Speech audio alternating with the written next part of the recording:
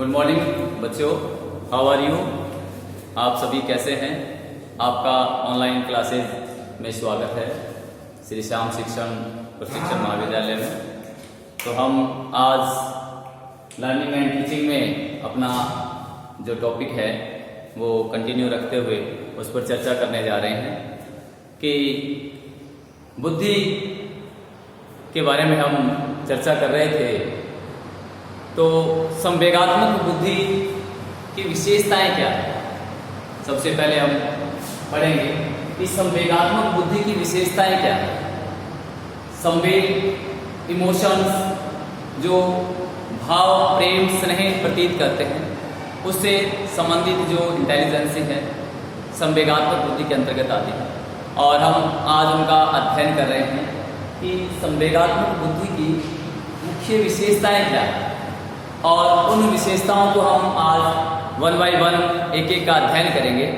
तो सबसे पहले हम बात करें नंबर 1 कि संवेगात्मक बुद्धि की विशेषता क्या है। संवेगात्मक बुद्धि का संबंध नंबर 1, संवेगात्मक बुद्धि का संबंध मनुष्य की चतुराई से होता है, उसकी चातुर्यता से होता है। दूसरी 2 नंबर बात करें कि संवेगात्मक बुद्धि की दूसरी जो विशेषता है वो संवेगात्मक बुद्धि ऐसी योग्यता है जिसमें अपने संवेगात्मक बुद्धि जो है उसमें अपने स्वयं के व्यवहार, अन्य व्यक्तियों की भावनाओं एवं संवेगों का अन्वीक्षण किया जाता है। यह उसकी दूसरी विशेषता कहलाती है। नंबर 3 बात करें कि संवेगात्मक बुद्धि की तीसरी विशेषता क्या है। तीसरी विशेषता में कि तीसरी विशेषता भावात्मक बुद्धि का संबंध, भावात्मक बुद्धि का संबंध मानवीय संवेगात्मक व्यवस्था से होता है। मानवीय संवेगात्मक जो मैनेजमेंट कह सकते हैं या सिस्टम कह सकते हैं, संवेगात्मक व्यवस्था से होता है। मानवीय संवेगों को स्थिर रूप प्रदान करने की योग्यता को संवेगात्मक बुद्धि के रूप में जाना जाता है। तो हमने 3 विशेषताओं का अध्ययन किया। नंबर 4, इसमें व्यक्ति के स्वयं के संवेगों को पहचानने की क्षमता छिपी होती है कि खुद के जो संवेग होते हैं उसको पहचानने की क्षमता छिपी होती है, जिससे वह अपने संवेगों को दूसरे व्यक्ति या समूह पर प्रकट करता है। नंबर 5, संवेगात्मक बुद्धि का संबंध समायोजन की क्षमता से होता है। समायोजन मीन्स एडजस्टमेंट, अपने आप को किसी भी वातावरण के प्रति किस प्रकार से व्यवस्थित करें, वो उसके समायोजन से संबंधित होता है। फिर हम बात करें कि समायोजन क्षमता, प्रत्येक व्यक्ति की अलग अलग समायोजन क्षमता होती है। जो व्यक्ति समाज में अपने आप को समायोजित कर लेता है उसे संवेगात्मक बुद्धि से संपन्न माना जाता है। अर्थात विभिन्न प्रकार के वातावरण में व्यक्ति अपने आप को एडजस्ट करता है, अपने आप को समायोजित करता है और वह समायोजन की जो पावर है वो उसकी सबसे ज्यादा अगर होती है तो उस व्यक्ति को अधिक संपन्न माना जाता है और संवेगात्मक बुद्धि के रूप में उसे सर्वश्रेष्ठ गिना जाता है। और छठी विशेषता है कि संवेगात्मक बुद्धि का संबंध वातावरण द्वारा सीखने से माना जाता है कि व्यक्ति जो सीखता है वो वातावरण के द्वारा ही सीखता है। अनेक विद्वान इसे जन्मजात योग्यता के आधार पर स्वीकार करते हैं। अलग अलग जो मनोवैज्ञानिक है वो इसको जन्मजात योग्यता के आधार पर स्वीकार करते हैं। हम 7वीं जो इसकी विशेषता है कि संवेगात्मक बुद्धि का संबंध, संवेगात्मक बुद्धि का जो संबंध है वो अनेक अवसरों पर व्यक्ति के व्यक्तित्व से होता है। उसके इमोशंस, किसी समय उसके भाव किस स्थान पर, किस जगह पर, किस परिस्थिति पर कैसे हैं, वो अनेक प्रकार के जो अवसर हैं और व्यक्ति के व्यक्तित्व से प्रतीत होता है। और हम 8वीं जो इसकी मुख्य विशेषता है वो ये है कि भावात्मक बुद्धि का संबंध वास्तविक बुद्धि से होता है।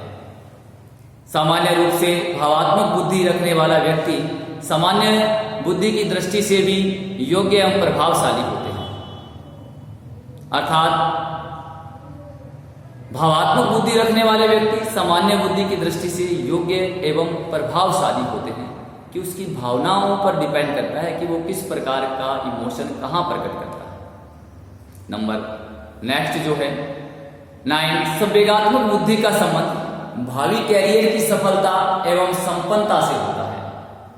फ्यूचर की बात के रूप में भी प्रदर्शित करता है संवेगात्मक।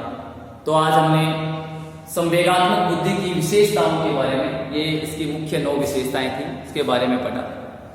दूसरा हम करें कि बुद्धि के मापन से आप क्या समझते हैं। बुद्धि का जो मेजरमेंट है, बुद्धि का जो मापन है, उससे आप क्या समझते हैं। ये थी दूसरा हमारा बुद्धि का मापन।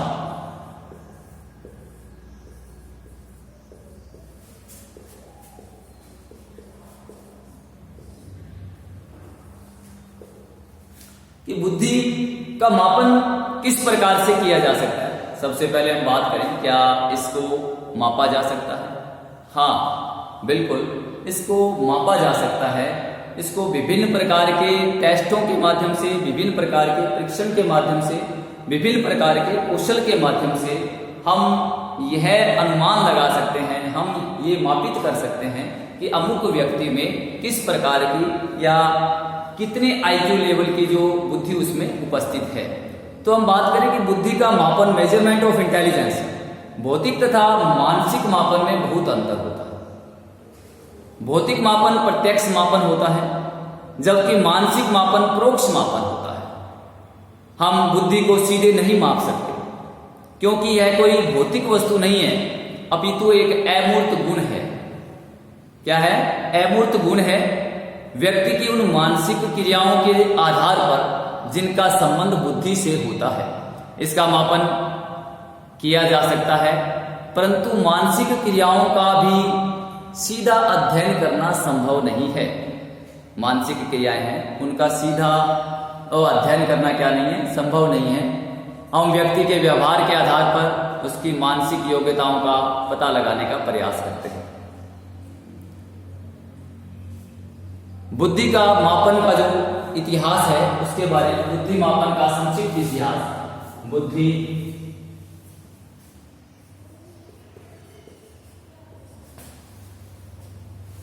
बुद्धि मापन का संक्षिप्त इतिहास। देखिए, किसी भी बिंदु का एक अपना इतिहास होता है। इसी प्रकार से हम माने कि बुद्धि मापन का संक्षिप्त इतिहास क्या है। बुद्धि मापन के इतिहास के प्रथम युग में, प्रथम जो युग है, प्रथम युग में मनोवैज्ञानिकों ने व्यक्ति के शारीरिक गुणों के आधार पर इसकी मानसिक योग्यता का पता लगाया। इसे कपाल विद्यम उपागम कहा जाता है, यानी कि इसको एक अप्रोच के रूप में। इसके पश्चात चेहरे की आकृति बुद्धि का सूचक माना जाने लगा। इसे आकृति सामुद्रिक कहा जाता था। किसी की फेस रीडिंग करके या यूं कहें उसके चेहरे का आकार देखकर आकृति कहा जाता था। इस मत को भी छोड़ना पड़ा क्योंकि हम चेहरे वाले, चमकते चेहरे वाले विद्यार्थी शिक्षा में अच्छे नहीं थे। इसके बाद प्रयोगशाला का युग आया, जहां बुद्धि को उपकरणों या इंस्ट्रूमेंट की सहायता से मापा जाने लगा। इसे ब्रास उपकरण उपागम या ब्रास इंस्ट्रूमेंट अप्रोच कहा जाता है। इसके पश्चात व्यक्ति की विभिन्न शक्तियों का परीक्षण आरंभ हुआ। विभिन्न प्रकार की जो शक्तियां थी उनका परीक्षण आरंभ हुआ। गाल्टन ने इस क्षेत्र में बड़ा काम किया। उसे गाल्टन मिशल और गाल्टन बार आदि वस्त्र बनाए। आधुनिक युग और बुद्धि परीक्षण, वो था इसका संक्षिप्त इतिहास। दूसरा आधुनिक युग में बुद्धि,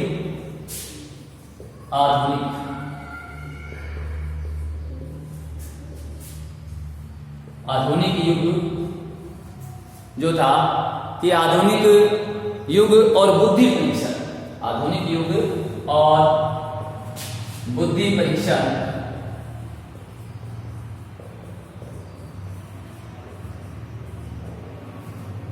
हम बात करें आधुनिक युग और बुद्धि परीक्षण, the modern period and intelligence testing, बुद्धि का वैज्ञानिक मापन फ्रांस से शुरू हुआ। कहां से शुरू हुआ? फ्रांस से। एल्फ्रेड बीने को आधुनिक मनोवैज्ञानिक बुद्धि परीक्षण का फादर कहा जाता है।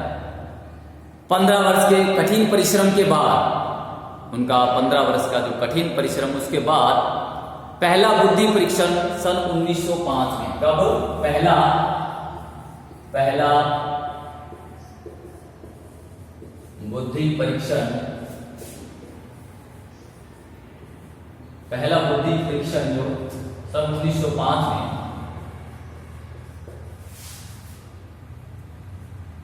1905 में बना। यह व्यक्तिगत परीक्षण था।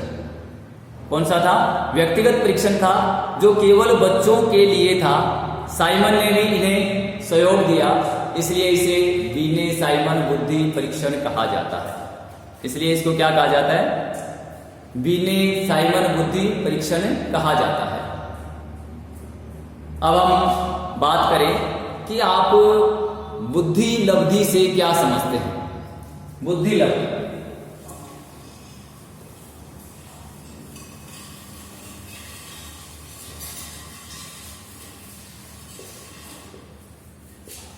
बुद्धि लब्धि, बुद्धि लब्धि से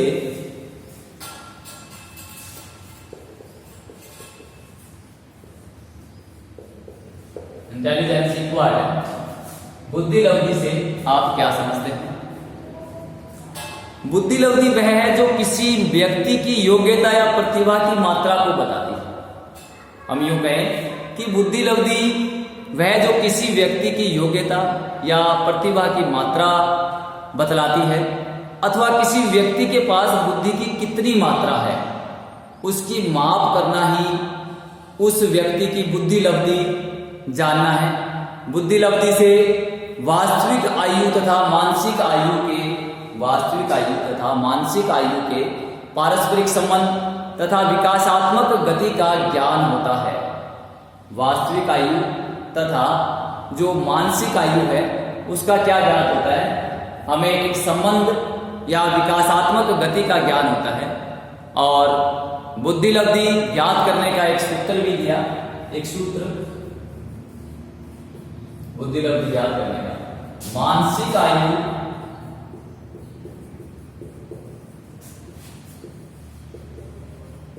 बटे वास्तविक आयु।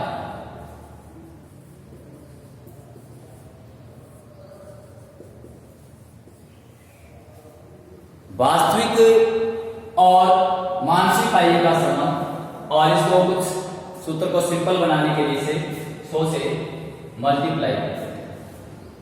मान लीजिए कि हमने इस बुद्धि लब्धि के माध्यम से किसी एक सवाल को हल करें कि एक 10 साल का, एक हमने क्वेश्चन बनाया कि एक 10 साल का बालक और 14 साल के बालक की तरह मैथ के प्रश्नों को हल करता है, तो बताइए उसका आईक्यू कितना है? तो उसके आईक्यू के बारे में बात करें, 10 साल का बालक है, 14 साल के बालक की तरह प्रश्नों को हल करता है, तो उसका आईक्यू ज्ञात कीजिए या बुद्धि लब्धि ज्ञात कीजिए।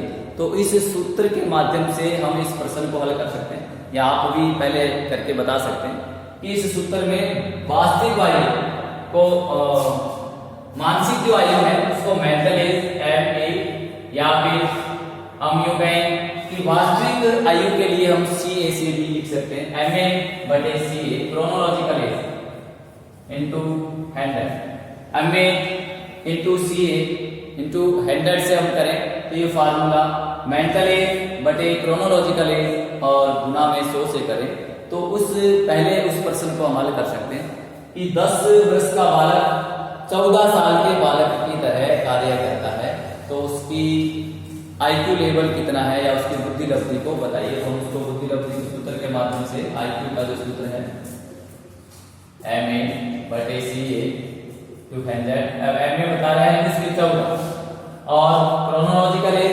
वास्तविक एज जो है उसकी वो है 10 और हम 100 से गुना करें तो ये आ जाता है हमारा 140। और हमारे टेबल में बताया गया है कि जब किसी भी बालक का 140 या 140 से ऊपर आता है तो वह बालक उसको किस श्रेणी में गणे या ये उत्तर आ गया हमारा 140। अब बताएं इसकी श्रेणी क्या है, तो वो प्रतिभाशाली बालक होगा। इस प्रकार से हम ये जो हल है निकाल सकते हैं और उस प्रश्न को हल कर सकते हैं। तो ये उस बालक का आईक्यू कितना आया 140।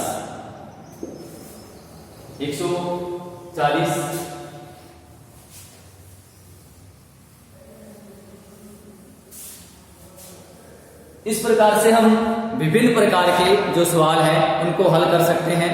और हल करने का जो तरीका है कि हमें किस प्रकार से एक व्यक्ति की आईक्यू लेवल जो निकालना है, संबंधी संकल्पना करनी है, उनके बारे में हम आगे भी गणना कर सकते हैं। इस सूत्र के माध्यम से विभिन्न सूत्र जो है वो दे सकते हैं, विभिन्न सूत्र के बारे में बता सकते हैं। अब हम बात करें कि मानसिक आयु संबंधी मानसिक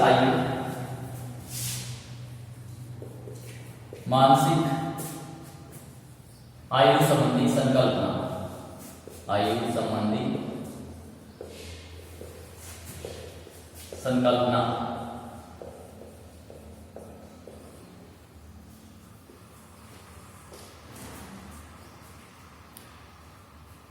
कि मानसिक आयु संबंधी संकल्पना की हम विवेचना करें कि मानसिक आयु की संकल्पना क्या है। तो 1908 में बीने और साइमन ने मानसिक विचार आयु का जो एक मत दिया, मानसिक आयु का अर्थ समझने की दृष्टि से हमें बहुत सी परिभाषाओं से समझना जरूरी हो जाता है। जैसे हम सोरेनसन के अनुसार करें, सोरेनसन के अनुसार आप नोट करना चाहेंगे लिख सकते हैं के अनुसार सोरेनसन वे एक बहुत बड़े मनोवैज्ञानिक हुए हैं। उसमें उन्होंने बताया कि मानसिक आयु से अभिप्राय उस आयु से है जो बुद्धि या मानसिक परीक्षण से निर्धारित होती है। किसी भी वास्तविक आयु का औसत मानसिक स्तर या मानसिक विकास की ओर संकेत करता है या इंडिकेट करता है। Mental age is determined by the use of mental or intelligence test. एक दूसरी परिभाषा के माध्यम से भी हम इसे डिफाइन करें, मानसिक आयु किसी व्यक्ति के द्वारा प्राप्त विकास की सीमा की अभिव्यक्ति है जो उसके उन कार्यों के द्वारा वर्णित की जाती है जिसकी एक आयु विशेष पर अपेक्षा होती है। ये इसकी दूसरी परिभाषा से बताया गया। इस प्रकार मानसिक आयु से तात्पर्य ऐसी आयु से जो किसी भी वास्तविक आयु के व्यक्ति का मानसिक स्तर बताती है, उसका लेवल बताती है। मानसिक आयु याद करने के लिए व्यक्ति को बुद्धि परीक्षण या इंटेलिजेंसी टेस्ट हल करने के लिए दिया जाता है, उसका एक टेस्ट दिया जाता है। ये बुद्धि परीक्षण विभिन्न आयु वर्ग के लिए बने होते हैं। व्यक्ति जिस आयु वर्ग के बुद्धि परीक्षण को हल कर देता है उसकी मानसिक आयु उतने ही वर्ष की मानी जाती है। उदाहरणार्थ किसी 10 वर्ष की आयु के बालक को, जैसा कि पहले एक सवाल में आपको बताया था, उदाहरणार्थ किसी 10 वर्ष की आयु के बालक को 12 वर्ष की आयु के लिए निर्धारित बुद्धि परीक्षण करने के लिए दिया जाने पर यदि वह उसे हल कर देता है तो उसकी मानसिक आयु 12 वर्ष मानी जाएगी। और 10 वर्ष का बालक यदि 8 वर्ष के लिए निर्धारित बुद्धि परीक्षण ही हल कर पाता है तो उसकी मानसिक आयु 8 वर्ष ही मानी जाएगी। ओवरऑल कहें कि उसके मानसिक स्तर पर डिपेंड करती है ये आयु, कि अगर वो कम स्तर का है तो उसकी आयु कम मानी जाएगी, अगर अधिक स्तर का है तो उसकी मानसिक आयु अधिक मानी जाएगी। इस प्रकार प्रथम स्थिति में बालक अपने उम्र के सामान्य बालकों से अधिक श्रेष्ठ होगा और दूसरी स्थिति में बालक अपनी उम्र के सामान्य बालकों की अपेक्षा हीन स्थिति में या निम्न स्थिति में माना जाएगा। वास्तव में मानसिक आयु किसी विशिष्ट उम्र में उसकी मानसिक परिपक्वता को बताती है कि बालक उस वास्तविक आयु पर मानसिक दृष्टि से कितना प्रौढ़ हुआ है, कितना मैच्योर हुआ है कह सकते हैं। वही प्रौढ़ता व परिपक्वता की मात्रा मानसिक आयु है। बालक की आयु बुद्धि के साथ साथ उसकी मानसिक परिपक्वता भी बढ़ती जाती है। क्या बढ़ती जाती है? वास्तविक परिपक्वता भी बढ़ती जाती है। अब हमने पढ़ा कि मानसिक आयु के संबंध की जो संकल्पना थी, उस संकल्पना का हमने अध्ययन किया कि उस संकल्पना के तहत बीने और साइमन ने मानसिक विचार आयु का जो विचार दिया, मानसिक आयु का अर्थ, दृष्टि, समझने में निम्न परिभाषाओं को भी जाना। जैसे सोरेनसन ने बताया कि मानसिक आयु से अभिप्राय उस आयु से है जो बुद्धि या मानसिक परीक्षण से निर्धारित होती है। किसी भी वास्तविक आयु का औसत मानसिक स्तर या मानसिक विकास की ओर संकेत करता है।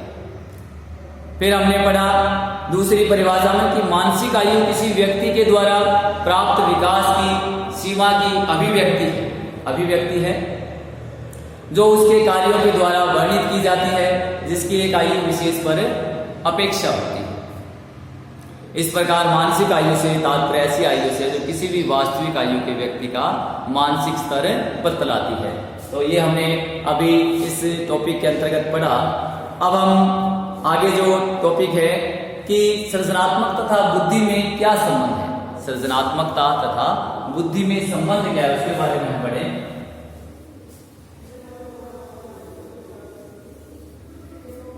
सृजनात्मकता तथा बुद्धि में संबंध, relation between creativity and intelligence. सृजनात्मकता की हम बात करें, सृजनात्मकता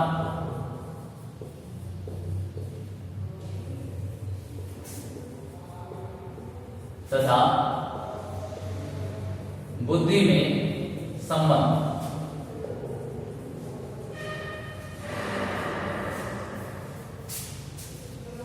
कहीं ना कहीं सृजनात्मकता जो है बुद्धि से जुड़ी हुई है, या यूं कह सकते हैं कि अधिक सृजनशील बालक अधिक बुद्धिमान हो सकता है। तो हम इसके संबंध की बात करें तो इन दोनों का जो संबंध है, सृजनात्मकता और बुद्धि का जो संबंध है, एक गहरा संबंध है। यूं कह सकते हैं कि सृजनशील बालक एक कह सकते हैं बुद्धिमान बालक भी हो सकता है, या यूं कहें कि जो बुद्धि अधिक बुद्धिमान जो है वो अधिक सृजनशील भी हो सकता है। हम बात करें कि अधिकतर मनोवैज्ञानिक इस बात से सहमत है कि सृजनशीलता और बुद्धि के बीच एक महत्वपूर्ण संबंध है, बहुत ही घनिष्ठ संबंध कह सकते हैं।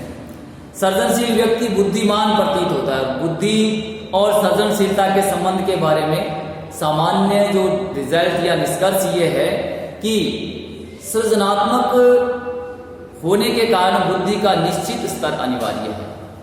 सृजनात्मक होने के साथ साथ उसका जो बुद्धि का स्तर है वो क्या है? निश्चित स्तर है। निश्चित स्तर से अधिक या कम बुद्धिमान होने से व्यक्ति की सृजनशीलता के स्तर का कोई प्रभाव नहीं पड़ता है। यही नहीं, बुद्धिमान होने से व्यक्ति की सृजनशीलता के स्तर पर कोई प्रभाव नहीं पड़ता।